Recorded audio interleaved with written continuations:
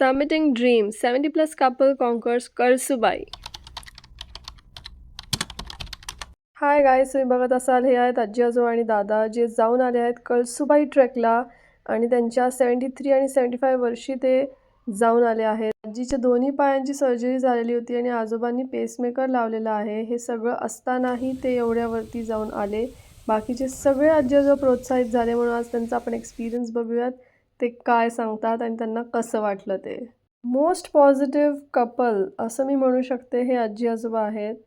हे खरं तर दिसतात 50 वर्षाचे पण आहेत 75-73. तर तुम्ही बघू शकाल हे इतकं सोपं नाही इथे चढणं आणि जाणं. इथे पाऊस पडतो आहे. सो हे सगळं त्यांच्या मजा मस्ती गमती काय तिथे झाल्या आहेत हे आपल्याला आज कळून येईल. कारण मी सुद्धा जाऊन आली नाही अजून कळसुबाईला. पण हे पोचून तिथे सगळं पार पाडून खाली शेवटपर्यंत कंप्लीट करून आलेले आहेत. हे दोघं आजी आजोबा 4 महिन्यापूर्वी नाशिकवरून कळसुबाई ट्रेकला आलेले होते आणि हा त्यांचा सुंदर असा व्ह्यूचा त्यांनी व्हिडिओ घेतलेला आहे. तो मी तुमच्यासाठी टाकला आहे. सो तुम्हालाही कळेल की काय आणि कसं आणि किती अवघड आहे हा ट्रेक. लवकर सबस्क्राईब करा आणि बघूयात आपण त्यांचा एक्सपिरियन्स कसा होता. तुम्ही पहिल्यांदा जाताना तुम्हाला याची काही कल्पना होती का? आम्हाला मुळीच कल्पना नव्हती. मुलांनी आम्हाला सांगितलं की आपण एका ठिकाणी जाऊ. कळसुबाई हरिश्चंद्रगड नाव आहे आणि एक शिखर आहे.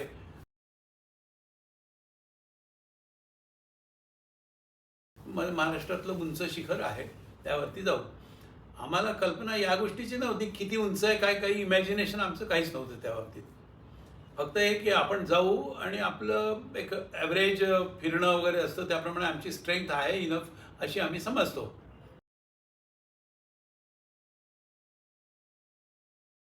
त्याप्रमाणे आम्ही निघालो. त्यांनी हेही सांगितलं की आई तुला देवळाची खूप आवड आहे आणि तिथे महादेवाचं खूप जुनं असं देऊळ आहे, तर तुला छान वाटेल तिथे तू बघायला जाशील तर. ठीक आम्ही म्हणून जायचं ठरवलं तर ठिकाण. 73 आणि 75 या वर्षी महाराष्ट्राचं सर्वात उच्च शिखर पार करण्याचा विचार तुमच्या मनात कसा आला? मी पुरुषोत्तम माइंडकर आणि सौ लता माइंडकर अनुक्रमे 75 व 73 वर्षाचे आहोत. आमच्या डोक्यात हा फिरायला जायचा काही हेतूच नव्हता. मुलांनी फक्त इनिशिएट केलं की आपण सगळेजण बरोबर चलू आणि तुम्हाला त्या सहलीचा आनंद येईल. नवीन जागा कुतूहल म्हणून आम्ही जाण्याचं ठरवलं. इतकं हे उंच असेल हिची तर आम्ही कधीच कल्पना केलीच नव्हती. मग कसं असेल, किती उंच असेल, किती अवघड असेल हे काही सांगू शकत नाही. तेव्हा आम्ही वयाचा ह्याच्याकरता प्रश्नच येत नव्हता. सर्वात महत्त्वाचा प्रश्न, कळसुबाई ट्रेकला जाण्यासाठी तुम्हाला कोणाकडून प्रेरणा मिळाली? आम्हाला प्रेरणा अशी कोणी दिलेलीच नाही. फक्त मुलांनीच म्हटलं की हा एक स्पॉट आहे, चांगला फिरण्याकरता आहे आणि लोक जातात खूप. आम्ही म्हटलं ठीक आहे, आम्ही सुद्धा चालतो. आणि आम्ही त्या बाबतीत कल्पनाच केली नाही की ते केवढं उंच आहे, किती दूर आहे, काहीच नाही. आम्ही फिरण्याचे शौकीन म्हणजे आणि तेवढी हॉबी पण आहे. शिवाय आम्हाला कुठे नवीन ठिकाण बघण्याची उत्सुकता पण असते. शिवाय इतकी स्ट्रेंथ पण आहे की आम्ही आरामात जातो आणि येतो. आम्हाला असं काही त्रासदायक वाटत नाही. म्हणून ह्या विचारानेच आम्ही जायचं एकदम ठरवलं. विहीर सारखी दिसते. विहीरच आहे ते, पाणीच आहे तिकडे जमा. ते जे खांबवाला आहे ना तेच तर मेन बघायचं ना. ते पुढचं आहे. कुठून जायचं बाहेर? हो. पेसमेकर आणि गुडघ्याची शस्त्रक्रिया झालेली असतानाही तुम्ही मागे का हटला नाही? या किती उंच असेल आणि किती कठीण असेल चढायला याची काहीच कल्पना नव्हती. आणि त्यामुळे मला पेसमेकर लागलेलं आहे साधारण 9 वर्षापूर्वी. म्हणून आपण किती एक्झर्ट केलं पाहिजे, किती नाही केलं पाहिजे याची काही कल्पना नव्हती. आम्ही सहज आपलं असेल 200-400 फूट असेल तर चालले जाऊ, केव्हाही जाऊ शकतो. कॉन्फिडन्स आमचा हा होताच. तसे आम्ही दररोज असं म्हणजे फिरतो. 5 किलोमीटर आमचं फिरणं असतं. योगा वगैरे करतो. गुडघ्याचं जरी ऑपरेशन झालं तरी मला काही असं अवघड नाही आहे. मी हे सगळं फिरते जाते वगैरे चढते असं मला काहीच अवघड नव्हतं की मी जाऊ शकणार नाही. मनामध्ये जाण्याची एक झील होती. त्याच्यामुळे मी निघाले आणि मला कोणत्याही प्रकारचं असं गुडघ्याचं दुखणं वगैरे नाहीच, कोणताही त्रास नाही. त्याच्यामुळे विचार करण्याचा काही प्रश्नच नव्हता. आम्ही अगदी मनातली इच्छा ठेवून निघालोच आणि जाऊ हे ठरवलं नक्की. खूबसूरत जंगल, बादलों का झुरमुट, पूरे बादलों का झुरमुट पहाड़ों में, सूर्य देवता का आगमन हो चुका है जो यहाँ दिख रहे हैं. बहुत ही खूबसूरत है ये जगह, एकदम स्वर्ग के समान.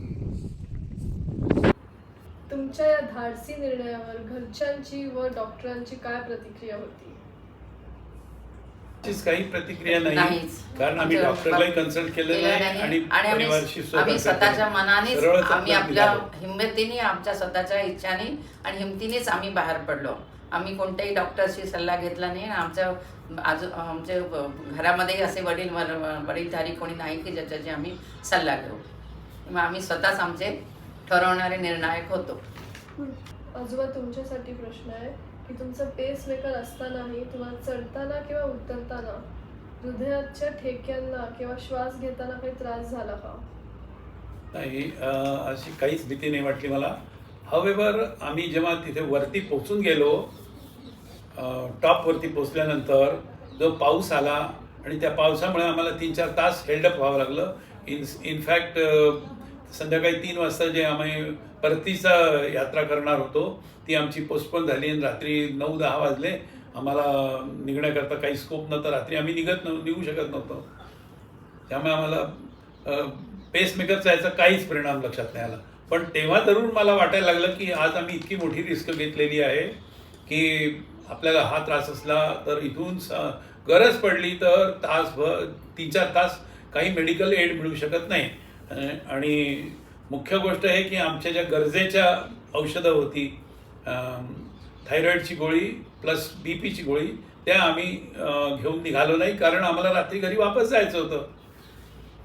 खूबसूरत जंगल, बादलों का झुरमुट, पूरे बादलों का झुरमुट पहाड़ों में, सूर्य देवता का आगमन हो चुका है जो यहाँ दिख रहे हैं. बहुत ही खूबसूरत है ये जगह, एकदम स्वर्ग के समान. आता आजींसाठी प्रश्न आहे की तुम्ही तुमच्या पायाची, गुडघ्याची तुमची सर्जरी झालेली असतानाही तुम्ही चढताना तुम्हाला काही त्रास झाला किंवा काही झालं? सुरुवातीला तर म्हणजे कंटिन्युएशनमध्ये 5 तास चालवायचं होतं. एवढी तर कल्पना नव्हतीच, पण तरी म्हणजे 2-3 तास चालल्यापर्यंत मला काही असं विशेष थकवा जाणवला नाही. पण नंतर जाणवलं तर मध्ये मध्ये लिंबू पाणी वगैरे घेत गेली आणि पुढे जायचं, आता माघार घ्यायचा नाही हा विचार करून पुढे जात गेली आणि टॉपपर्यंत आम्ही असे एनर्जी घेत वरती पोचलो. BSNLचं नेटवर्क आहे का? नेटवर्क BSNL एअरटेल आहे ना इथे. हा, मध्ये BSNLचं असतं.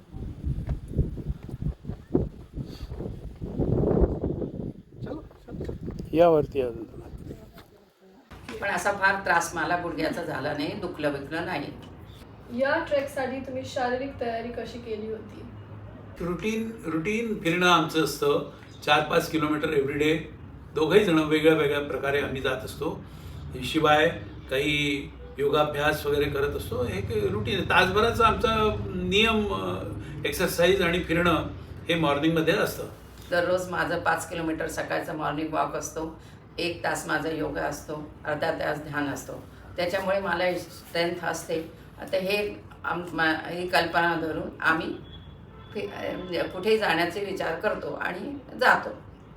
बाकी ह्या शिखराबद्दल आम्हाला काहीच कल्पना नव्हती. इतका उंच शिखर बघून तुमच्या मनात काय कल्पना आली होती? साधारण गेल्यानंतर तर असं वाटलं की आपण एकदा परत चलावं, कारण कठीण होईल. पण तरी इतर लोकांना पाहून आपण जाऊ शकतो असं वाटत होतं. चला निघू पुढे.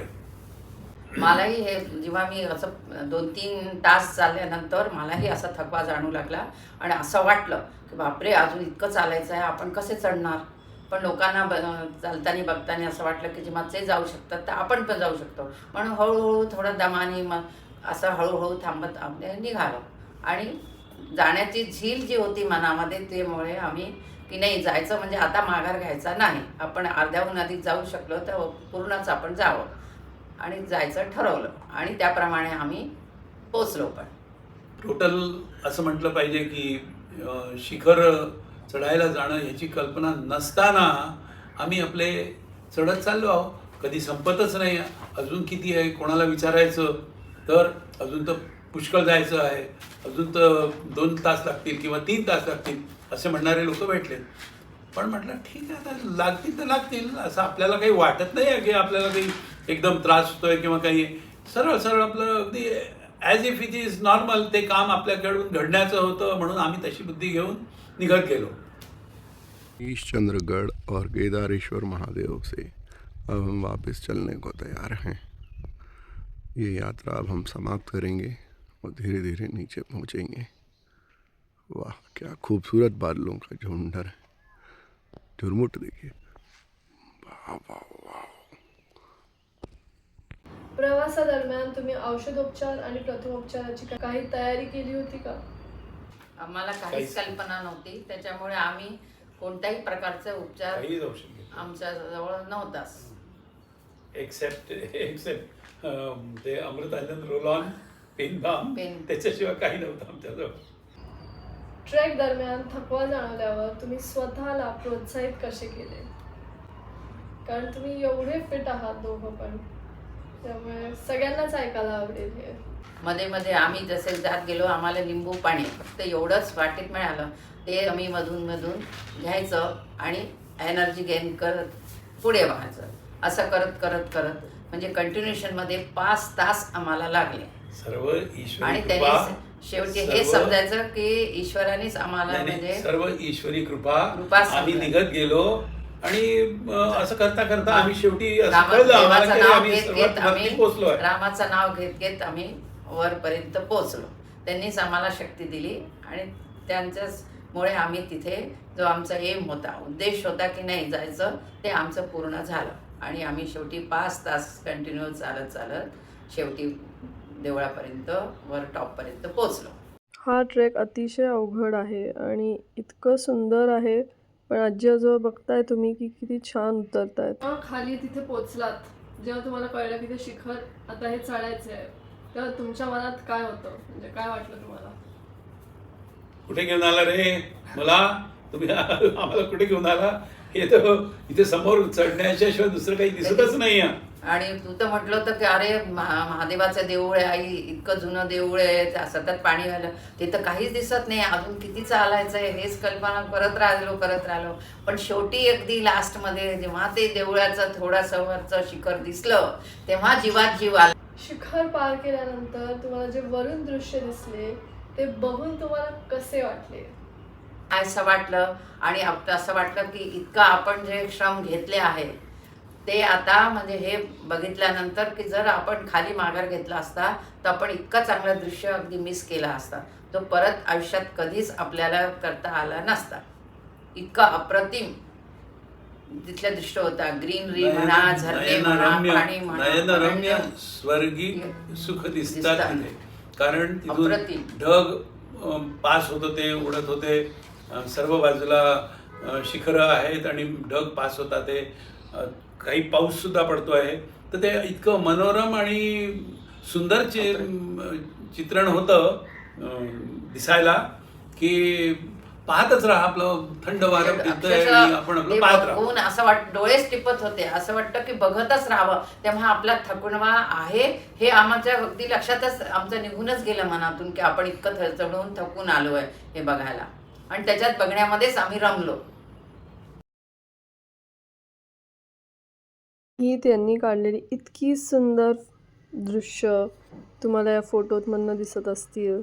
तुमच्या या पूर्ण ट्रेक दरम्यान सर्वात कठीण असा क्षण कोणता होता? मध्ये एक वळण, त्या पूर्ण प्रवासामध्ये एक वळण असं काही आलं होतं की जे थोडं एकदम जास्त उंच जात होतं, तर तिथे थोडं कठीण वाटायला लागलं की अरे तिथे दगड सुद्धा थोडे सरकत होते, पाय कुठेही ठेवा तर दगड सरकत होते. असं वाटत होतं की हे एक डिफिकल्ट आणि टास्क आहे. शिवाय मध्ये मध्ये असं आहे झालं की म्हणजे दगडं सुद्धा असे गॅपमध्ये होती की तिथे चढणं पण अवघड होतं आणि काही ठिकाणी तर असं झालं की अगदी झाडांचं मूळ धरूनच मला चढावं लागत होतं. तेव्हा मला असं वाटलं की मी चढू शकेन की नाही, इतकं अवघड होतं. त्यावेळेला मला क्षणात असं म्हणजे एक प्रकारचं धास्ती वाटली की आता आपण पुढे जाऊ शकू की नाही. पण तरी ईश्वरी इच्छा होती त्याच्यामुळे आपण चढू शकलो. वय हे फक्त एक आकडा आहे, हे तुम्ही पूर्णपणे सिद्ध केले आहे. ह्या यशाचे श्रेय तुम्ही कोणाला द्याल? हे श्रेय तर खरं आमच्या मुलालाच आम्ही देऊ, कारण त्यांनीच हे मॅपमधून बघितलं की आई हे ठिकाण खूप छान आहे आणि नवीन आहे, ते म्हणजे आपल्याला बघण्याकरता एक नवीन स्थान आहे, म्हणून चलू. तर त्यांनीच आम्हाला प्रेरणा दिली, त्याच्यामुळे आम्ही गेलो, म्हणजे त्याच्यामुळेच आम्ही जाऊ शकलो. त्यांनी जर आम्हाला हे सांगितलं नसतं किंवा म्हटलं नसतं चालायला तर आम्ही जाण्याचे विचारही केला नसता. त्याचा योगदान फार होतं. त्याला स्वतः जो आनंद होता त्या शिखरावर चढण्याचा, तो डिटरमिंड होता. त्याला माहिती होतं की तो हे सर्व करू शकतो वगैरे, पण आम्ही करू शकतो की नाही याची त्याला सुद्धा कल्पना होती. परंतु त्यांनी विचारच केला की माझ्याबरोबर हे चालले जातील. आणि त्यांनी मधून मधून आम्हाला उत्साहवर्धन पण करत राहिलं. आई काही नाही, थोडंसंच आहे, आई काही नाही, थोडंसंच आहे, चढ चढ, काही नाही होते, बस निघू दे, थोडंच राहिलंय थोडं, असं तो पण माझं उत्साहवर्धन करत राहिला. आणि त्याच्यामुळे मी पण चला उत्साहाने थोडंच राहिलं तर करून आम्ही पुढे जात गेलो. तुम्ही चढत असताना मोबाईल आणि व्हॉट्सॲप वगैरे सगळं चालू होतं का? मोबाईल सगळं 50 किलोमीटर पूर्वीपासून मोबाईल वगैरे काही काही चालूच नाही. त्या कनेक्शन क्षेत्रामध्ये नाही, मोबाईल चालतच कोणताही कनेक्शन नाही. तिथे 50 किलोमीटर काही पूर्वीपासूनच network मोबाईलचं नव्हतं, नेटवर्क कुठलं बंद होऊन जातं. नेटवर्कच नव्हतं त्या कोणाशी संपर्क होऊ शकत नाही. एवढं सगळं असतानाही तुम्हाला चढायला मग किती वेळ लागला? 11 वाजता सुरुवात केली चढायला. 4.5 ते 5 तास लागले. 5 तास 4.5 ते 5 तास आम्हाला लागले. पूर्ण लागले. म्हणजे आम्ही 11 साडे11ला जी सुरुवात केली तर संध्याकाळी 4:30 पर्यंत मनोरम दृश्य पाहून मन फार आनंदित झाले. एका साईडला खूप खाली 500-700 फूट खाली दरी दिसते आहे, दुसऱ्या बाजूला पर्वत उभा आहे नुसता. एक साईडला ग्रीनरी आहे, एक साईडला देऊळ आहे. सर्व दृश्य अप्रतिम आणि इतकं म्हणजे बघण्यासारखं नॅचरल सीन की त्याची काही कल्पनाच करू शकत नाही आणि कल्पना कोणाला येऊ शकत नाही. बघितल्याशिवाय कोणालाही त्याची कल्पना येऊ शकत नाही. आणि मग तुम्ही त्याच दिवशी परत खाली आलात का पुढच्या दिवशी? आम्ही संध्याकाळीच वापस संध्याकाळी वापस येऊ ठरवलं होतं, परंतु पाऊस येईल आणि 4 तास पाऊस राहील आणि त्यामुळे आम्ही अडकून जाऊ याची कल्पना मुळीच नव्हती. आणि आमच्याजवळ औषधं, आमची जी व्यवस्था असते, थोडे बहुत लागतात जी औषधं, ती सुद्धा व्यवस्था नाही, कारण आम्ही कल्पना नसल्यामुळे घेऊनच गेलो नाही. आणि तिथे लाईट नसते हेही आम्हाला माहित नव्हतं. तिथे सगळं टॉर्च मध्ये वगैरे चालू सगळं व्यवहार असतो. आम्ही त्याच्यामध्येच मला कसं वापस येणार, आम्ही तसेच ह्याच्यात राहिलो अंधारामध्ये मोबाईल लावूनच. जसं की आजोबांनी तुम्ही सांगितलं पेसमेकर तुम्ही लावलेला आहे आणि आजींनी शस्त्रक्रिया झालेली आहे तुमच्या दोन्ही गुडघ्यांची. हे सगळं झालं असताना तुम्ही इतर ज्येष्ठ नागरिकांना काय सल्ला द्याल? मला हे ऐकायला आवडेल की निसर्ग आणि सह्याद्री ओढीबद्दल तुमचे नक्की काय मत आहे? मी शिखरावर पोचल्यानंतर देऊळ शिखर दिसला. देऊळ बघाकरता आम्ही 3 फूट खाली पायऱ्यांनी खाली उतरलो आणि मग पाण्यात पाय घालून उतरून खाली मग देवळाचे आम्ही महादेवाचे दर्शन घेतले. हे एक त्या महादेवाचं देवळाचं वैशिष्ट्य होतं. ते बघून आम्हाला एकदम समाधान वाटलं की आपलं येण्याचं सार्थक झालं. त्याच्यामध्ये 70 बाय 20 फुटाची एक स्लॅब बनलेली आहे. त्याच्यावरती महादेवाची पिंड आहे आणि ते 2 ते 3 फूट त्याच्यामध्ये पाणी नेहमी जमा असतं. पाणी कुठून तरी वरतून येत आहे, नैसर्गिक पाणी, आणि ते त्याच्यामध्ये जमा होत आहे. शिवाय त्याचं धार्मिक महत्त्व आहे की आमचे भोळे भाबडे लोक दर्शनाच्या दृष्टीने जातात, पण त्याचं महत्त्व हे आहे की ते एक वेगळा प्रसंग आहे. मोठी जागा आहे, खूप खाली उतरायला पाणी कलेक्टेड आहे, तर ते एन्जॉय करायकरता ती जागा आहे.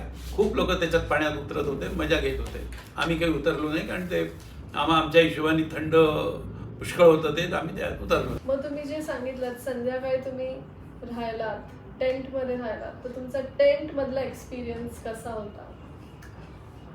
टेंट म्हणजे आमच्याकरता फक्त ऐकून माहिती होतं, पण आम्ही टेंटमध्ये कधीच राहिलेलो नाही.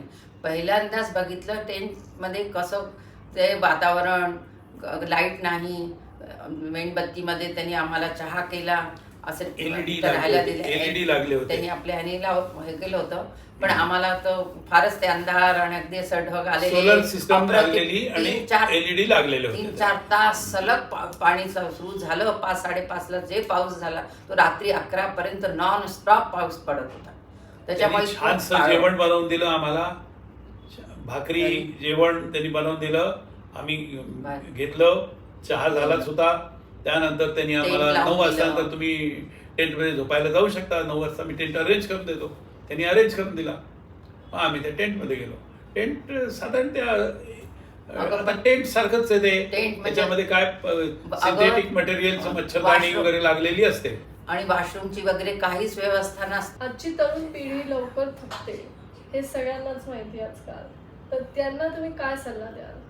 आजच्या तरुण पिढीकरता आमचं म्हणणं हेच आहे की त्यांनी ह्याच्याकरता आपले स्ट्रेंथ तयार केली पाहिजे. त्याच्याकरता योगा केला पाहिजे, रोज रनिंग केलं पाहिजे, ध्यान केलं पाहिजे. त्याच्यामुळे काय होईल की त्यांची मानसिक शारीरिक स्ट्रेंथ राहील आणि ते न थकता कोणत्या कोणीचा विचार करता ते आरामात हे शिखर पार करू शकतात. आणि प्रत्येक तरुण पिढीने हे शिखर चढायलाच पाहिजे.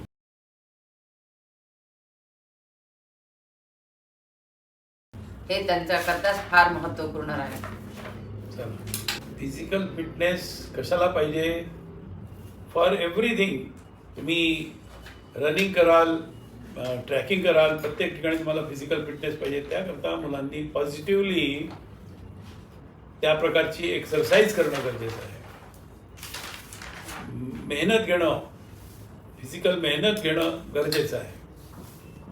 ह्याच्याकरता मनाचा निर्धार करायला पाहिजे. त्याच्याशिवाय हे पूर्ण होऊ पॉसिबल नाही. आणि पण ते करणं फार गरजेचं आहे. करायलाच पाहिजे प्रत्येक तरुण पिढीने. एक्सरसाइज ही केलीच पाहिजे आणि त्याला काही ऑप्शन नाही आहे. यानंतर तुम्ही कोणता गड किंवा शिखर तुमचा पार करण्याचा काही प्लॅन आहे का? गड किंवा शिखर सरस करण्याचा काही इरादा नाही. परंतु असं आहे की कुठे योग आला तर आम्ही जातो. आम्ही कुठेही जाऊ शकतो. जाऊ अचानक जसं तुमचं आता झालं तसं तुम्ही असं काय आम्हाला- अचानक काही झालं तरी जाऊ आम्हाला आम्ही. कोणी- तसंही डिसाईड करू नये. आम्ही कुठे कुठे निघत आणि असतो. आम्हाला कोणी अजून नवीन ठिकाण असं सांगितलं की हे तुम्ही झालं, हे झाले नाही, तुम्ही आम्ही जाऊ तिथे जा, शकतो. आता आम्ही जाऊ. ही आमची मनाची तयारी राहील आणि आम्ही ठेवतो पण. त्याच्याकडचा आमची ते पूर्ण तयारी असते. आपले इंडिपेंडेंट आणि मी आपला इंडिपेंडेंट. फक्त पोराला गरज पडली तर तो आम्हाला दोघांना वेगळ्या वेगळ्या रीतीने सपोर्ट द्यायचा. बाकी आम्ही आपल्या कॉन्फिडन्सने चालतच राहिलो. पूर्ण चढून गेलो, तसेच उतरूनही आलो. कळसुबाई शिखरचा हा एक्सपिरियन्स आम्हाला शेअर करायचा होता सर्वांना की आम्हाला इतका छान एक्सपिरियन्स राहिला आणि आम्ही जे हे न ठरवता आम्ही हे सगळं पूर्ण केलं. तर यंगस्टरला आम्हाला हेच सांगायचं आहे की त्यांनी पण हा अनुभव घ्यावा. आणि आम्ही तिथे सगळे लहान मुलं किंवा जास्तीत जास्त 45 ते 50च्या वरती कोणीही लोक तिथे आम्हाला दिसत नव्हती चढताना. फक्त वयाचे आम्हीच दोघे होते. आमचे प्रेरणा ते इतरांना देत होते की ते आजी आजोबा इतक्या वयाचे असून ते न थांबता आणि ते वर जाता, ते न थकता. आणि तुम्ही एवढे लहान वयाचे असून सुद्धा तुम्हाला चढायकरता त्रास होतो. म्हणून त्यांना बघा आणि आमची प्रेरणा त्यांना ते देत होते. तुम्ही आणि त्यांना उत्साहवर्धन करत होते की तुम्ही त्यांना बघून चला आणि ते पुढे चालत होते. आमचा म्हणण्याचा अर्थ हाच आहे की प्रत्येकाने हा अनुभव घ्या. यंगस्टर्सला हे सर्व केलं पाहिजे, कारण त्यांच्यामध्ये दमखम असतो. त्यांनी त्याचा उपयोग करावा आणि आपली क्षमता त्याच्यामध्ये त्यांना स्वतःला लक्षात येईल की आपण पुष्कळ असं काही करू शकतो. फिजिकली मेहनत करायची तेव्हा. तर त्याप्रमाणे लोक उदाहरणं देत असतात आमच्या त्या यात्रेच्या प्रसंगामध्ये सुद्धा की हे आजी आजोबा जेव्हा जाऊन येऊ शकतात एवढं तर आपण लोक तर करूच शकतो.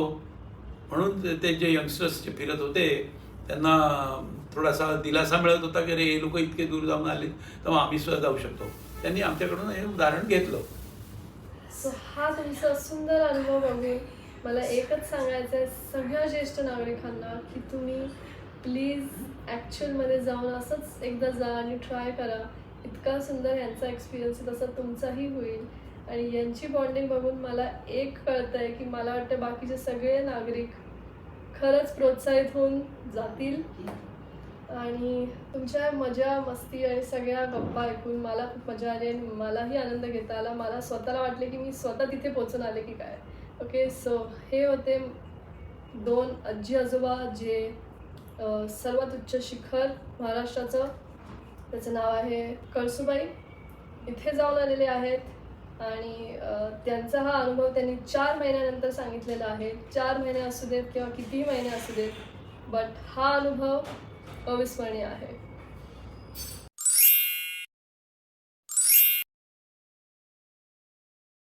सो हे सगळं ऐकून मजा आली, तुम्हाला पण मजा आली असेल तर हा तुम्ही पूर्ण व्हिडिओ ऐकला असेल तर तुम्हाला नक्की कळलं असेल की तिथे काय काय झालं आणि तिथे काय काय होतं. आणि सगळे बाकीचे आजी आजोबा यांना बघून किती वेळे झाले होते कारण ते पोचू नाही शकले पण हे पोचले. सो हा अनुभव यांचा खूपच वेगळा आहे असं मला वाटतं. तुम्हाला काय वाटतं ते मला कमेंट्समध्ये सांगा.